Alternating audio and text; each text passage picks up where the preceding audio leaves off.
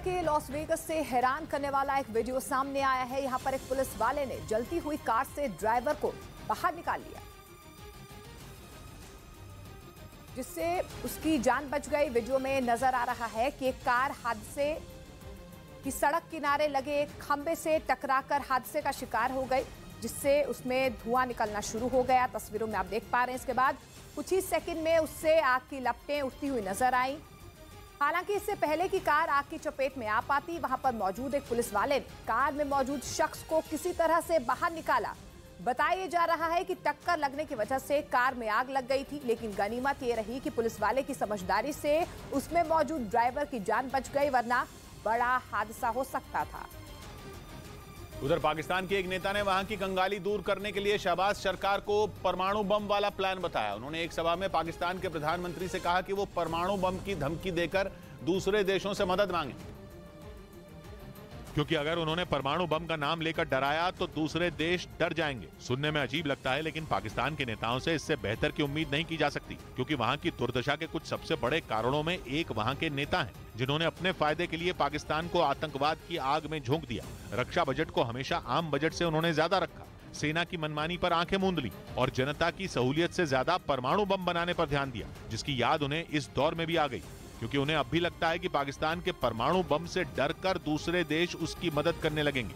कम से कम तहरीक लब्बैक पाकिस्तान पार्टी के नेता साद रिजवी के बयान से तो यही लगता है। कुरान को दाएं हाथ में उठाओ और एटम बम वाले बक्से को बाएं हाथ में उठाओ और पूरी काबीना भर के स्वीडन ले जाओ। साद रिजवी पाकिस्तान के कुछ कट्टरपंथी नेताओं में एक है और 2021 में उन्हें गिरफ्तार भी किया गया था, क्योंकि उन्होंने तब की पाकिस्तान सरकार को धमकी दी थी। अपने इस नए बयान की वजह से वो फिर से सुर्खियों में आ गए, क्योंकि पाकिस्तान में साद रिजवी का वीडियो तेजी से वायरल हुआ, जिसमें उन्होंने डंके की चोट पर सरकार से कहा कि उनकी सलाह मानने पर दूसरे देश पाकिस्तान की मदद करने पर मजबूर हो जाएंगे। और जाकर कहो कि हम कुरान के तहफ़्फ़ुज़ के लिए आए हैं। सारी कायनात की नेमतें अगर तुम्हारे पाँव में ना आ गई तो हमारा नाम बदल के रख देना। लेकिन साद रिजवी के इस बयान पर पाकिस्तान के लोगों में जबरदस्त गुस्सा है। कुछ लोगों ने तो साद रिजवी की तुलना उल्लू से कर डाली। वो जानते हैं कि पाकिस्तान की नैया वहां के ऐसे नेताओं की वजह से ही डूब रही है, क्योंकि उन्होंने पाकिस्तान की जनता की नहीं बल्कि अपनी भलाई के बारे में सोचा और जिहाद के नाम पर अच्छे खासे देश को दर दर का भिखारी बना दिया। इस बीच खबर है कि कंगाल हो चुका पाकिस्तान जल्द ही अपने परमाणु बमों से भी हाथ धो बैठेगा।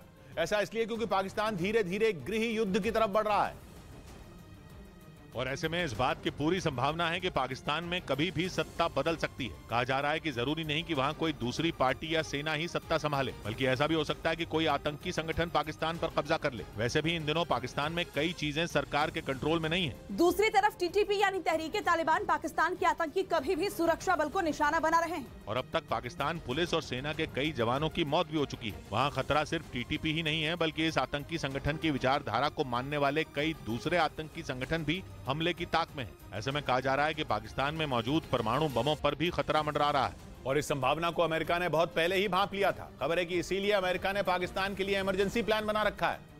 न्यूज़ 18 इंडिया की web series FIR number 208 streaming today.